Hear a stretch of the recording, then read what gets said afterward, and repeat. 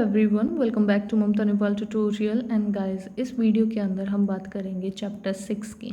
ठीक है, जिसका नाम है फिजिकल एंड केमिकल चेंजेस। तो जितने भी चेंजेस हमारे सराउंडिंग में होते हैं, चाहे तो वो फिजिकल चेंजेस हैं या फिर हमारे पास क्या है केमिकल चेंजेस, और उन सब की हम इस चैप्टर के अंदर बात करेंगे।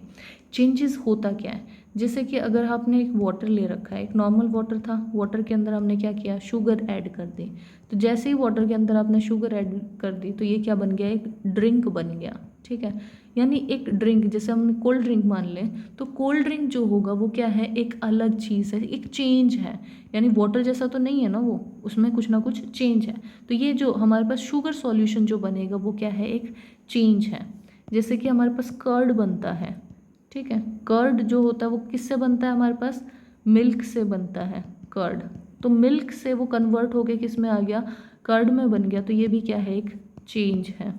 हमारा जो मिल्क होता है वो कई बार क्या हो जाता है, खट्टा हो जाता है। अगर आप बाहर छोड़ दो उसको तो ये क्या होगा, खट्टा हो जाएगा। तो ये खट्टा होना क्या है, मतलब उसके अंदर क्या है, कुछ चेंज हो रहा है। कई बार आप जो रबड़ बैंड होता है उसको स्ट्रेच करके थोड़ी देर तक रखे रहो, थोड़ी देर क्या 2 दिन तक आप रखे रखो, तो थोड़े टाइम के बाद आप देखोगे कि जो रबड़ बैंड होगी वो क्या है, स्ट्रेच हो जाएगी, उसका जो शेप होगा वो चेंज हो जाएगा। तो ये क्या है, ये भी एक चेंज है। यानी हर एक चीज़, अगर कोई भी चीज़ एक्शन हो रहा है तो वो क्या दिखा रहा है, कोई ना कोई चेंज दिखा रहा है। ठीक है, अब ये जो चेंज हो सकता है ये 2 टाइप का हो सकता है, चाहे हम इसको बोल सकते हैं फिजिकल चेंज। ओके, ये फिजिकल चेंज भी हो सकता है और ये केमिकल चेंज भी हो सकता है। फिजिकल चेंज अब कौन से होते हैं, जैसे कि अगर हमारे पास ये एक पेपर है, इस पेपर को अगर हम 4 टुकड़ों के अंदर तोड़ देते हैं, ठीक है, यानी हमने इसको काटा, यहाँ से काट दिया, तो इसके अंदर हमने 4 टुकड़े इसके कर दिए। अब हम इसको क्या करेंगे, इन सारे अलग अलग टुकड़ों को उठाएंगे और वापस टेबल के ऊपर रखो और इसको जोड़ने की कोशिश करो। यानी जो पहले वाला जो नॉर्मल पेपर था उसका जो था और इसके जो है, मतलब हमने ज्वाइन करके उसको कंबाइन करने की कोशिश की है। अब क्या इनकी प्रॉपर्टी में कोई चेंजमेंट आएगा, क्या इनकी प्रॉपर्टी जो होगी वो बदल गई, ऐसा है क्या? जब भी ये पेपर ही था, यानी जो कंबाइन फॉर्म में पूरा था तब भी इसको पेपर ही बोल रहे थे। अब ये क्या है, अब ये छोटा पेपर है, लेकिन प्रॉपर्टी तो सेम ही रही ना, प्रॉपर्टी में तो कोई डिफरेंस नहीं आया। तो ऐसी चीज़ों को हम क्या कहते हैं, फिजिकल चेंज। और कैसे क्या हो सकते हैं, जैसे कि हमारे पास देखो, अगर हमारे पास एक चॉक डस्ट है, ठीक है, चॉक जो डस्ट होता है उसको उठाओ और उसके अंदर हम थोड़ा सा पानी मिला देते हैं। पानी मिला के हमने क्या बना दिया, उसका एक पेस्ट बना दिया, और इस पेस्ट को हमने एक शेप दे दी, जैसे हमने रोल करके उसको, जो चॉक होता है उसकी शेप में उसको रोल कर लिया। ठीक है, अब इसको क्या करो, ड्राई कर दो, सुखा दो थोड़ा टाइम के लिए, और सुखाने के बाद आपको क्या मिलेगा, एक आपको चॉक जो होगा वो वापस आ जाएगा। तो क्या इनके अंदर कोई चेंजमेंट आया, यानी इनकी प्रॉपर्टी में कोई चेंज हुआ? जो चॉक डस्ट था उससे हमने दोबारा जो चॉक बनाया, यानी पहले जो था वो चॉक था, चॉक को घिसने की वजह से हमारे पास क्या बना, चॉक डस्ट बना, और उस डस्ट को हमने यूज़ करके दोबारा से हमने क्या बना लिया, चॉक बना लिया। तो हमें रिकवरी होगी अपने चॉक की वापस। क्या इसकी प्रॉपर्टी में कोई चेंज आया? नहीं, बिल्कुल भी सेम प्रॉपर्टी ही रही। अब देखो, और हम कैसे कैसे एग्जांपल ले सकते हैं, जैसे कि अगर हम एक आइस ले रहे हैं, कुछ आइस लिया हमने, एक टम्बलर के अंदर आइस डाली और उस टम्बलर को हमने क्या रख दिया, सन के अंदर रख दिया, ठीक है, सूरज में रख दिया। तो अब क्या होगा, वो क्या होगी, ये हमारी आइस क्यूब थी, ये हमने किसी चीज़ के अंदर इसको डाल दिया। ठीक है, जैसे ही सूरज के अंदर रखा वो क्या हो जाएगा, पानी पानी हो जाएगी, सारी की सारी आइस वापस होगी। अब अगर हम इसको दोबारा से फ्रीज़र के अंदर रख देते हैं, ठीक है, फ्रीज़र के अंदर रखते के साथ अब ये क्या हो जाएगा, हमारे पास दोबारा से आइस बन जाएगी। तो जो आइस हमारे पास पहले थी अब वो भी वही आइस हमारे पास दोबारा, यानी इनकी प्रॉपर्टी में क्या कोई डिफरेंस आएगा? बिल्कुल भी नहीं, सेम ही रहेगी हमारी। और हम कैसे एग्जांपल ले सकते हैं, जैसे कि अगर हम वाटर है, वाटर को एक कंटेनर में डाला और उसको हमने क्या किया, बॉईल करना स्टार्ट कर दिया। ठीक है, ऊपर से हमने उस कंटेनर के ऊपर क्या रख दिया, एक पैन रख दिया। जैसे कि ये हमारे पास एक कंटेनर है, नीचे हमने क्या लगा रखी, गैस लगा रखी है, इसमें पानी है जो उबल रहा है, और उसके ऊपर हमने एक फ्राई पैन पकड़ा, और ऐसे रख लिया। तो अब उसमें क्या होगा, यानी जो हमारे पास इवेपोरेशन होने की वजह से, गर्म होने की वजह से क्या होगा, पानी जो होगा इवेपोरेट होगा, वेपर्स बनेगा, और वो सारा का सारा किसके ऊपर स्टिक होता चला जाएगा, हमारे पैन के ऊपर। तो पैन के अगर अंदर आप देखोगे तो कुछ आपको ड्रॉपलेट्स दिखेंगे वाटर के। तो ये ड्रॉपलेट्स क्या हैं, ये भी हमारा वही वाटर है। जो वाटर हमारे नीचे से उड़ के गया है वही वाटर तो यह यहाँ पे है। तो क्या उसकी प्रॉपर्टी में कोई चेंजमेंट है, बिल्कुल नहीं, वो चीज़ तो सेम ही है। और हमारे पास क्या हो सकता है, जैसे कि हमारे पास जो ब्लेड होता है, आप कोई भी ब्लेड लो, उसको क्या है, किसी भी चीज़ से पकड़ो, यानी ये हमने एक ब्लेड लिया, इसको हमने किसी चीज़ से पकड़ के रखा, ठीक है, और इसको ना आप गैस पे रखो, ठीक है। तो गैस पे रखने की वजह से थोड़ा टाइम तक रखोगे ना, तो ये क्या हो जाएगा, आगे का हिस्सा, जो हिस्सा इसका दिख रहा है, यानी जो गैस के ऊपर था वो क्या होगा, रेड कलर का हो जाएगा, ठीक है। तो रेड कलर का हो गया मतलब चीज़ें तो चेंज हो गई हमारी। तो चेंज होने की वजह से अब क्या होगा, अब उसको गैस पे से हटा, तो थोड़ा टाइम बाद देखोगे कि वो चीज़ वैसे ही अपनी दोबारा से ब्लैक हो जाएगी, जो भी ओरिजिनल उसका कलर होगा वो कलर उसके ऊपर आ जाएगा। तो क्या इसके अंदर कोई चेंजमेंट आई, हमने चेंज तो किया था, उसने कलर भी दिखाया अपना, तो क्या इसके अंदर कोई अलग से चेंजमेंट आया कि उसकी प्रॉपर्टी ही चेंज हो गई हो, बिल्कुल नहीं, ऐसा तो कुछ भी नहीं आया इसके अंदर। तो मतलब क्या है, इन सब से हमें क्या पता चलता है कि अगर हमारे पास कोई शेप या फिर कोई साइज़ या फिर कोई कलर चेंज हो रहा है या फिर स्टेट चेंज हो रहा है, ठीक है, किसी भी सब्सटेंस का, यानी प्रॉपर्टी जिसे हमारी शेप है, साइज़ है, कलर है या स्टेट है, ये अगर चेंज हो रहे हैं किसी भी सब्सटेंस की, तो हम उसको क्या कहेंगे, फिजिकल प्रॉपर्टी। ये सारी फिजिकल प्रॉपर्टी होती है, और यही वाले चेंज हमारे पास क्या होंगे, जो भी फिजिकल प्रॉपर्टी में चेंज आ रहा है उनको हम फिजिकल चेंज बोलते हैं, ठीक है। तो ये मेजर इम्पॉर्टेंट चीज़ होती है फिजिकल और केमिकल चेंजेस को पहचानने के लिए, कौन सा फिजिकल है कौन सा केमिकल है। इम्पॉर्टेंट चीज़ क्या है, यानी इसकी कुछ पॉइंट्स होते हैं। जो फिजिकल चेंज होता है वो जनरली क्या होता है, रिवर्सेबल होता है, ठीक है। ऐसा नहीं है कि हर एक केस में बिल्कुल बिल्कुल है कि पूरा पूरा रिवर्स हो जाएगा, लेकिन रिवर्सेबल होता है हमारा जो फिजिकल चेंज होता है नॉर्मली, ठीक है।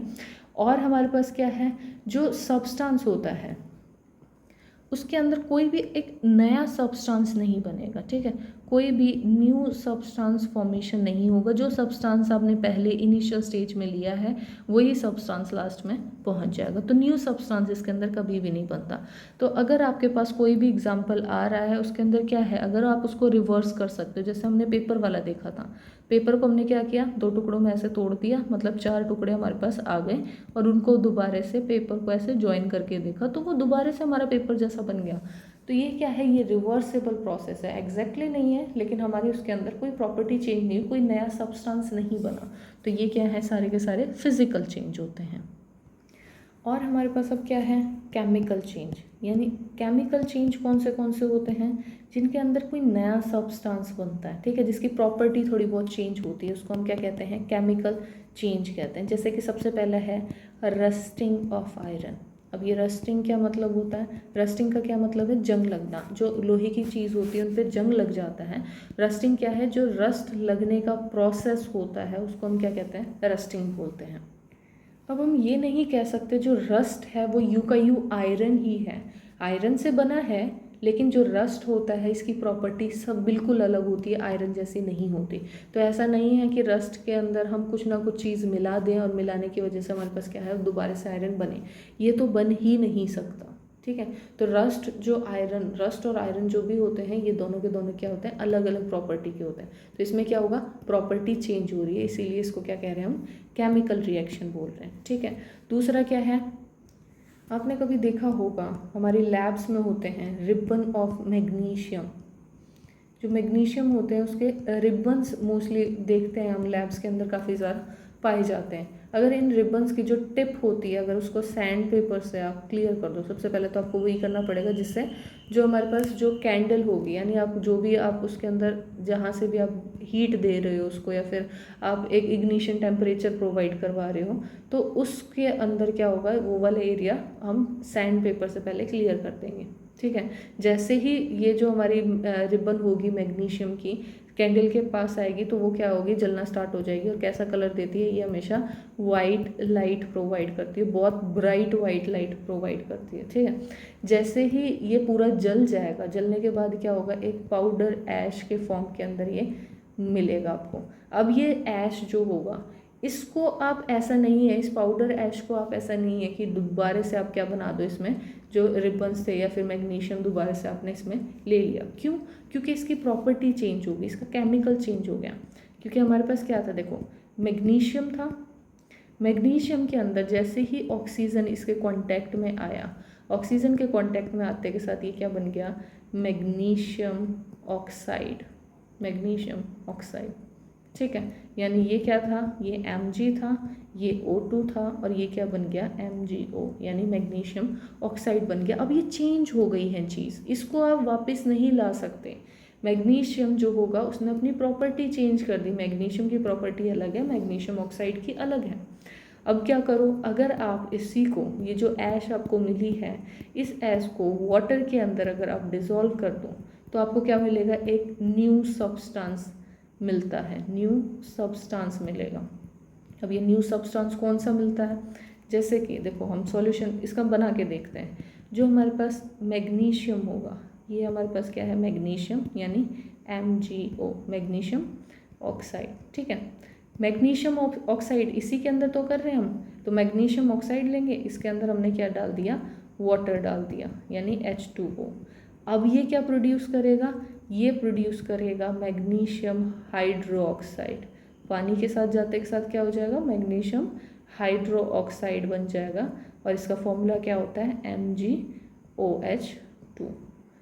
तो अब आप देखो हर चीज़ अलग हो रही है, यानी अगर कोई भी चीज़ ऐड कर रहे हो तो एक नया सब्सटेंस बन रहा है, यानी चेंज तो हो रहा है, और वो चेंज होके एक नया सब्सटेंस अगर बना रहा है तो इसको हम क्या कहेंगे, केमिकल चेंज कहेंगे। और कैसे कैसे एग्जांपल्स हो सकते हैं, देखो अगर हम इसके अंदर हम लेते हैं कॉपर सल्फेट लेते हैं, ठीक है, ये वाला एग्जांपल भी अच्छा है। देखो कॉपर सल्फेट अगर हम लेते हैं, इसका सॉल्यूशन लेंगे, ये कैसा होता है, ब्लू कलर का सॉल्यूशन होता है, ठीक है। अब इसके अंदर हमने कुछ ना कुछ हमने डाइल्यूट यानी कुछ ड्रॉप्स डाली हैं, ठीक है, डाइल्यूट सल्फ्यूरिक एसिड की हमने कुछ ड्रॉप्स इसके अंदर ऐड कर दें। एक तो हमने सॉल्यूशन लिया कॉपर सल्फेट का, उसके अंदर क्या किया, कुछ ड्रॉप्स जो होंगे वो ऐड कर दी डाइल्यूट सल्फ्यूरिक एसिड के। अभी हमारे पास कोई चेंज नहीं आ गया, यानी अभी भी हमारा सॉल्यूशन क्या है, ब्लू कलर का ही रहेगा जैसा पहला था। अब आप क्या करो, कुछ ड्रॉप कर दो, कुछ नेल्स, ठीक है, नेल ड्रॉप कर दो उसके अंदर, या फिर कुछ ब्लेड को ड्रॉप कर दो, यानी कोई भी आयरन का कोई कंपाउंड जो होगा वो आप उसके अंदर ड्रॉप कर दो। थोड़ा टाइम के लिए रुको, वेट करो, थोड़े टाइम के बाद आपको दिखेगा कि जो हमारा सॉल्यूशन का कलर है वो कैसा हो गया, ग्रीन कलर का होने लग जाता है। सॉल्यूशन कैसा है, ग्रीन कलर का होने लग जाएगा।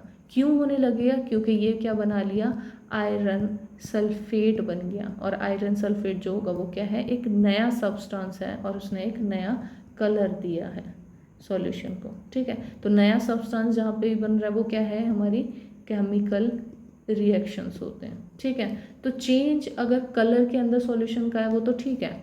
दूसरा हमारे पास जो आयरन नेल वगैरह या फिर आपने जो भी चीज़ डाली है उसके ऊपर क्या है, एक ब्राउन कलर की डिपॉजिट हो जाएगा, ब्राउन कलर का एक सॉल्यूशन, या फिर आप ये सकते हो एक कोटिंग जो होगी वो उसके ऊपर आ जाएगी। ये जो कोटिंग है ये भी क्या है, हमारे पास कॉपर है, और ये जो कॉपर होती हैं ये क्या है, एक नया सब्सटेंस बनाया है उसने।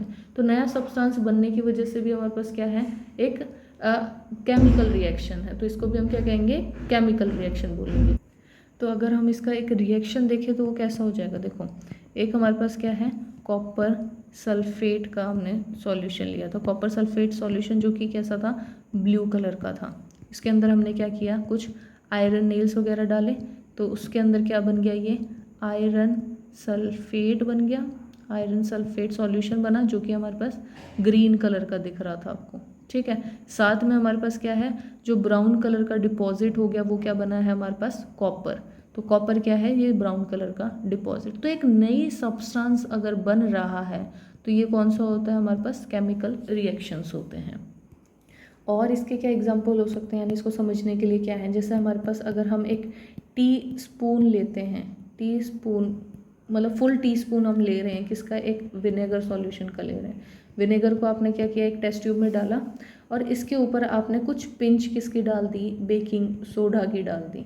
जैसे ही आपने उसके अंदर बेकिंग सोडा डाला, डालते के साथ क्या है, आपको एक हिसिंग साउंड सुनाई देती है, ठीक है, थोड़ी सी आवाज़ सी आती है उसके अंदर और कुछ बबल्स आपको देखने को मिलेंगे, यानी कुछ गैस जो होगी वो उसमें से बाहर निकल रही है, सॉल्यूशन में से बाहर निकल रही है। अब ऐसे तो नहीं समझ में आएगा कि ये कौन सी गैस है, तो अगर हमारे पास कोई बबल्स दिख रहे हैं तो इसका ये तो मतलब है कि हमारा जो सॉल्यूशन है उसमें से कोई गैस रिलीज हो रही है। अब इस गैस को हमने क्या किया, एक लाइम वाटर से पास करवाया, ठीक है। लाइम वाटर से कैसे पास करवाया, जैसे ये हमारे पास एक टेस्ट ट्यूब थी जिसके अंदर हमने क्या लिखा है, विनेगर प्लस बेकिंग सोडा, ठीक है। जो हमारे पास सॉल्यूशन बन रहा था वो हमने पूरा का पूरा किया और इसमें क्या हुआ, बबल्स बनने शुरू हो गए। अब इसको क्या होगा, एयर टाइट करो और यहाँ से एक ट्यूब निकालो और ये ट्यूब दूसरे सॉल्यूशन में रखो जिसके अंदर हमारे पास क्या है, लाइम वाटर प्रेजेंट है। यानी अब यहाँ पे क्या है हमारे पास, ये लाइम वाटर है और इसके अंदर जो बबल्स होंगे यानी जो भी गैस होगी वो सारी गैस कहाँ पे आएगी, इस वाले सॉल्यूशन से पास होएगी। अब क्या हुआ, जब ये गैस इससे पास हुई तो इसने वाटर को क्या कर दिया, मिल्की कर दिया, ठीक है। जब भी हमारा अगर किसी भी गैस के थ्रू हमारा जो वाटर होगा अगर वो मिल्की हो रहा है, इसका मतलब क्या है कि उसके अंदर से कार्बन डाइऑक्साइड रिलीज हो रही है, कार्बन डाइऑक्साइड उसमें से निकल रही है, ठीक है। यानी अगर हमारे पास विनेगर सॉल्यूशन लिया, विनेगर सॉल्यूशन कौन सा होता है, एसिडिक सॉल्यूशन होता है, यानी एसिटिक एसिड होता है उसमें, प्लस हमारे पास क्या है, बेकिंग सोडा लिया। बेकिंग सोडा के अंदर क्या चीज़ होती है, सोडियम हाइड्रोकार्बोनेट होता है। तो जब भी ये दोनों कंबाइन होंगे ये क्या निकालेंगे, कार्बन डाइऑक्साइड और क्या निकालेंगे, कुछ और सब्सटेंस भी, ठीक है, कुछ और सब्सटेंस भी। मेन चीज़ हमारे पास क्या है, कार्बन डाइऑक्साइड उन्होंने रिलीज करी। अब ये कार्बन डाइऑक्साइड, ये वाला तो रिएक्शन हमारे पास क्या है, इस टेस्ट ट्यूब का है। तो इस टेस्ट ट्यूब में क्या चीज़ अलग हुई है, देखो इसके अंदर भी जब हमारे पास, जब हम लाइम वाटर के अंदर इसको इंट्रोड्यूस करेंगे तो हमने क्या किया, कार्बन डाइऑक्साइड को लाइम वाटर के अंदर डाला। अब इसका फॉर्मूला क्या होता है लाइम वाटर का, वो होता है CaOH2, ओके। अब हमने लाइम वाटर के अंदर डाला तो ये क्या बन जाएगा, CaCO3 यानी कैल्शियम कार्बोनेट बन जाएगा और साथ में क्या बनेगा, वाटर बनेगा। तो अब क्या है, आप ये चीज़ देखो, एक नया सब्सटेंस बन के आ रहा है। तो जब भी किसी भी सॉल्यूशन या फिर किसी भी रिएक्शन के अंदर एक सब्सटेंस नया बन के आए तो उस चेंज को हम क्या कहते हैं, केमिकल चेंज बोलते हैं, ठीक है। जिसकी प्रॉपर्टी ही बिल्कुल अलग हो जाए, यानी एसिड जो होगा वो बेस में बदल गया तो वो क्या है, ये केमिकल चेंज होता है, ठीक है। अगर हम नेचर की बात करें तो नेचर में भी हमारे केमिकल चेंजेस होते हैं, जैसे कि हमारे पास जो डाइजेशन होता है, फूड का डाइजेशन किसकी वजह से, बहुत सारे केमिकल्स मिलके डाइजेशन करवा पाते हैं, तो ये भी हमारे पास क्या है, केमिकल चेंज। यानी हमने क्या लिया था, हमने चपाती ली थी और उससे हमने क्या बनाया, अमीनो एसिड भी बनाए, यानी प्रोटीन को डाइजेस्ट करके, प्रोटीन को ब्रेक डाउन करके हमने बनाए हैं। लिपिड से हमने जो फैटी एसिड होंगे वो बनाए हैं। तो ये सारी चीज़ें बन रही हैं। कार्बन जो कार्बोहाइड्रेट है उससे हमने क्या बनाया, ग्लूकोज बना लिया। तो ये जो नई चीज़ बन रही है किसकी वजह से बन रही है, केमिकल चेंजेस की वजह से। दूसरा क्या है, जो हमारे फ्रूट होते हैं वो पकते कैसे हैं, जो फ्रूट राइपनिंग प्रोसेस होता है तो उसके अंदर भी हमारे पास क्या होता है, यही होता है, केमिकल की वजह से होता है। तो जो पकना होता है ना फ्रूट का, वो भी होता है। दूसरा क्या है हमारे पास, ग्रेप्स। अगर ग्रेप्स की फर्मेंटेशन करवानी हो तो वो भी क्या है, ये भी एक केमिकल चेंज है। यानी आपने क्या किया, पहले आपके पास क्या थे, ग्रेप्स थे, सिंपल ग्रेप्स थे, और इन ग्रेप्स को आपने क्या किया, फर्मेंटेशन किया और उससे क्या बना लिया, एक वाइन बना लिया, कोई ड्रिंक बना लिया। तो ये क्या चीज़ है, एक नया प्रोडक्ट बन रहा है। जब भी एक नया प्रोडक्ट बने तो आप डायरेक्टली आंख बन के इसको क्या कर दो कि ये केमिकल चेंज है, ठीक है। क्या क्या प्रॉपर्टी होती है केमिकल चेंज की, देखो सबसे पहले उसके अंदर से या तो हीट आएगी या फिर उसमें से लाइट आएगी, कोई लाइट रिलीज हो रही होगी, या फिर कोई अदर रेडिएशन रिलीज होती है। जैसे कि रेडिएशन कैसे होते हैं, जैसे यूवी लाइट होती हैं, ठीक है, अल्ट्रावायलेट जो लाइट होती है वो होंगी, या फिर या तो ये दी जाएंगी, ठीक है, या तो ये रिलीज़ होंगी, उसमें से निकलेंगे, या फिर ये एब्जॉर्ब होंगी, ठीक है, कोई सा भी केस हो सकता है। एब्जॉर्ब हो रहा है तो भी ये केमिकल चेंज है, अगर ये रिलीज़ कर रहा है तो भी ये केमिकल चेंज है, ठीक है। दूसरा क्या है, साउंड प्रोड्यूस होगी, साउंड जो होगी वो उसमें से आवाज़ आएगी, जैसे कार्बन डाइऑक्साइड जब रिलीज़ हो रही थी बेकिंग सोडा डालने की वजह से, तो उसमें से क्या थी, एक साउंड आ रही थी, ठीक है। स्मेल जो होगी वो भी चेंज हो जाएगी, स्मेल के अंदर थोड़ा सा अलग सा एक नई स्मेल बन जाएगी उसकी। और क्या हो सकता है, कलर चेंज, यानी जो सब्सटेंस था उसका जो कलर है वो प्रॉपरली चेंज हो गया। और क्या हो सकता है, जो गैस है, यानी इसके अंदर से क्या है, कुछ काइंड की गैस रिलीज हो सकती है। तो अगर आपको इनमें से कोई सी भी चीज़ दिखती है अपने रिएक्शन के अंदर, तो आप कह सकते हो कि वो क्या है, केमिकल चेंज है, ठीक है। अब देखो इसके एग्जांपल, जैसे बर्निंग होता है, तो जब भी आग लगती है, बर्निंग होती है, तो ये क्या है, केमिकल चेंज है। क्यों, क्योंकि ये प्रोड्यूस कर रहा है हीट, ठीक है, हीट प्रोड्यूस करता है तो मतलब क्या है, केमिकल चेंज है, ठीक है। दूसरा क्या है हमारे पास, एक्सप्लोजन, अगर कहीं पे भी एक्सप्लोजन हो जाता है, ठीक है, अब वहाँ पे क्या हुआ, यानी हमारे पास कोई बम फटा है, तो बम फटने की वजह से क्या होगा, हीट प्रोड्यूस होगी, लाइट प्रोड्यूस होगी, साउंड प्रोड्यूस होगी, और साथ में कुछ गैसेस प्रोड्यूस होगी, ठीक है। तो ये जो ये सारी चीज़ें हैं, ये क्या है, पोल्यूशन आएगा, पोल्यूटेंट हो जाएगा, हमारा जो एटमॉस्फेयर है वो पोल्यूटेड हो जाएगा।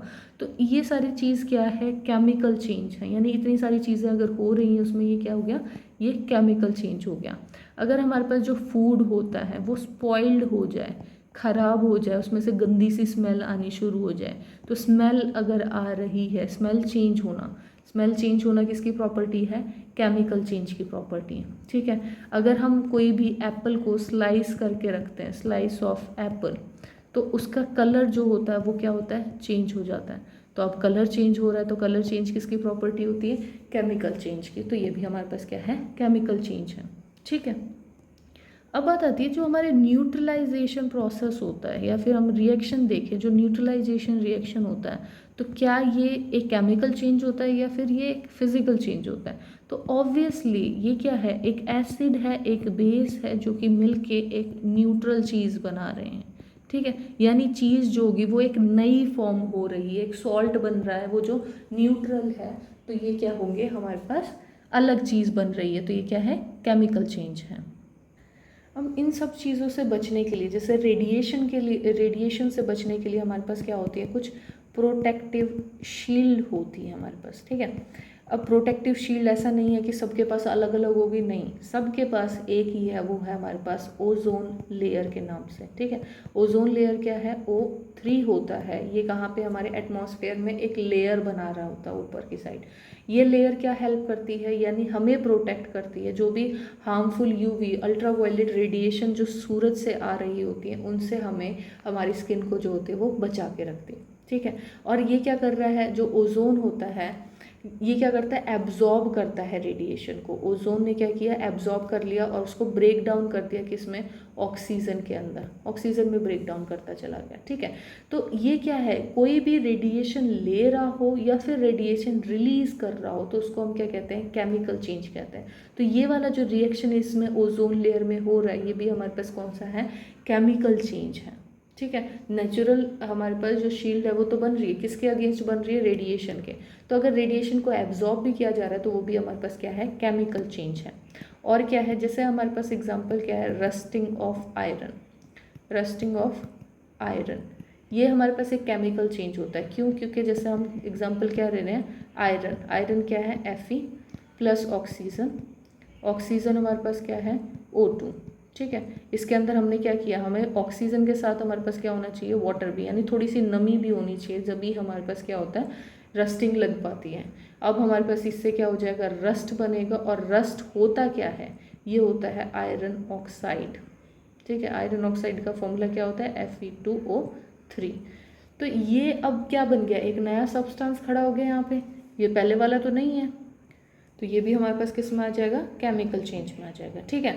और अगर हमें प्रिवेंट करना हो, कोई भी अपना सब्सटेंस है उसको बचाना है रस्टिंग से, तो बचाने के लिए हम क्या कर सकते हैं, उसके ऊपर कोई कोट की अप्लाई कर सकते हैं। कौन सा, जैसे ग्रीस का कोट हम कर सकते हैं, ठीक है, ग्रीसिंग कर दो उसकी, या फिर हम पेंट की कोई कोटिंग उसके ऊपर कर दें। और क्या कर सकते हैं, जैसे कि हम कई बार क्या करते हैं, क्रोमियम जो होती है उसकी लेयर बना देते हैं। कई बार हम आयरन के ऊपर क्रोमियम की लेयर अगर चढ़ा दो, या फिर जिंक की अगर हम लेयर चढ़ा देते हैं, तो ये क्या बनाएगा, हमारे पास जो रस्ट होगा वो होने नहीं देगा, आयरन को जो रस्टिंग से बचा के रखेगा। एक लेयर बना रहे हैं, ठीक है। और इस जो जिंक से हमारे पास जो, यानी जिंक की एक डिपॉजिट कर दो, ये हमारे पास आयरन है, उसके ऊपर हमने एक लेयर जिंक की लगा दी उसके ऊपर, तो इस वाले प्रोसेस को हम क्या कहते हैं, गैल्वेनाइजेशन। गैल्वेनाइजेशन, ठीक है। तो गैल्वेनाइजेशन क्या होता है, यानी जिंक है वो उसको कोट कर दिया आपने आयरन पे, अब आयरन के ऊपर क्या होगा, रस्टिंग नहीं लगेगी, यानी हम बचा रहे हैं आयरन को खराब होने से। अगर हम रस्टिंग नहीं करते हैं ना, तो कई बार हमारे पास क्या होती है, जो शिप्स होते हैं वो भी काफ़ी डैमेज हो जाती है, हमारी बोट जो होती है वो भी काफ़ी डैमेज हो जाती है। क्यों? क्योंकि उसको किसके कांटेक्ट में आना है, वाटर के कांटेक्ट में भी आना है और सॉल्ट के कांटेक्ट में भी आना है, जिसकी वजह से रस्टिंग जो होगा वो और जल्दी हो जाता है। तो इससे बचने के लिए हम क्या होता है, स्टेनलेस जो स्टील होता है, स्टेनलेस स्टील की भी इस्तेमाल करते हैं। ये क्या काम है, स्टेनलेस जो स्टील होता है, ठीक है, इसका काम क्या होता है, यानी ये बना किससे है, एक तो आयरन होता है और कुछ कार्बन होता है, ठीक है, आयरन, कार्बन और कुछ मेटल्स होते हैं, जैसे कि हमारे पास क्या है, क्रोमियम है। क्रोमियम क्या होता है, वैसे ही प्रोटेक्शन करता है, रस्टिंग नहीं लगने देता, या फिर जो निकल है वो भी हेल्प करता है, या फिर हमारे पास जो मैग्नीशियम है, यानी इन सब के मिक्स होने की वजह से, इन सब का मिक्सचर होने की वजह से इसको क्या कहते हैं, स्टेनलेस स्टील कहते हैं, और जिसके अंदर कभी भी रस्टिंग जो होती है वो नहीं लग पाती। तो ये भी एक प्रोसेस होता है रस्टिंग को बचाने के लिए। अब इसके बाद हमारे पास जो लास्ट कॉन्सेप्ट बचता है इस चैप्टर के अंदर, वो है हमारे पास क्रिस्टलाइजेशन। यानी क्रिस्टलाइजेशन जो होता है वो भी हमारे पास क्या है, एक चेंज हो रहा है, ठीक है। क्या चेंज हो रहा है, जैसे हमारे पास जो सॉल्ट होता है, हम सॉल्ट लेके आते हैं सी वाटर से, तो जो सॉल्ट होता है वो इवेपोरेशन की वजह से, यानी पानी है उसके अंदर क्या है, सॉल्ट भी प्रेजेंट है और वाटर भी प्रेजेंट है, ये हमारा सी वाटर है।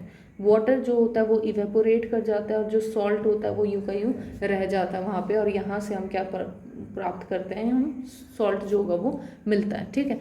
इस प्रोसेस को हम क्या कहते हैं, क्रिस्टलाइजेशन। यानी किसी भी चीज़ के अगर क्रिस्टल बन रहे हैं तो उसको हम क्या कहेंगे, क्रिस्टलाइजेशन कहते हैं। और हमेशा क्रिस्टलाइजेशन जो होता है वो एक फिजिकल चेंज होता है, केमिकल चेंज नहीं होता, ठीक है। इसको वापस आप पानी में मिला दो तो दोबारा से हमारा वही वाटर बन जाएगा।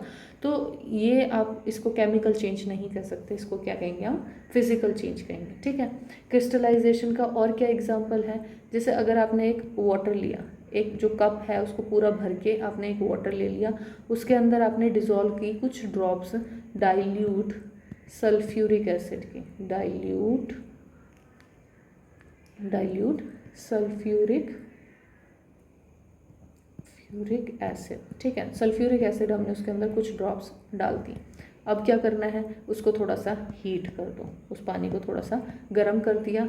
अब बॉईल होने के बाद, जैसे ही वो बॉईल होना स्टार्ट करे, उसके अंदर हम क्या कर देंगे, कॉपर सल्फेट सॉल्यूशन का जो पाउडर होता है, यानी कॉपर सल्फेट जो पाउडर है उसको हम उसके अंदर ऐड करना शुरू कर देंगे। और उसके अंदर इतना डालना है कॉपर सल्फेट कि वो आगे जाके सॉल्यूशन ऐसा बन जाए कि इसके अंदर और पाउडर हम डाल ही नहीं सकते, यानी और पाउडर जो होगा वो डिज़ोल्व होना बंद हो जाए। अब क्या करो, आप वो सॉल्यूशन उठाओ, उसको हम क्या करेंगे, फ़िल्टर करेंगे। फ़िल्टर करने के बाद उसको थोड़े टाइम के लिए रख दो, कूल होने दो। थोड़े टाइम के बाद आप देखोगे तो उसके अंदर क्या होगा, एक क्रिस्टल्स बनने स्टार्ट हो जाएंगे। जो ये क्रिस्टल्स होंगे ये किसके हैं, कॉपर सल्फेट के क्रिस्टल्स बनने स्टार्ट हो जाएंगे। और यही क्या होता है, ये प्रोसेस होता है क्रिस्टलाइजेशन। तो गाइज आई होप आपको ये सारे कॉन्सेप्ट क्लियर हुए होंगे। इस चैप्टर में बस इतना ही है। अगर आपको कोई भी डाउट है, कोई चीज़ नहीं समझ में आई तो प्लीज़ उसे कमेंट बॉक्स में लिखें। और अगर आपको मेरी वीडियो अच्छी लगती है तो उसे लाइक करें, सब्सक्राइब करें मेरे चैनल को। और thank you guys for watching this video.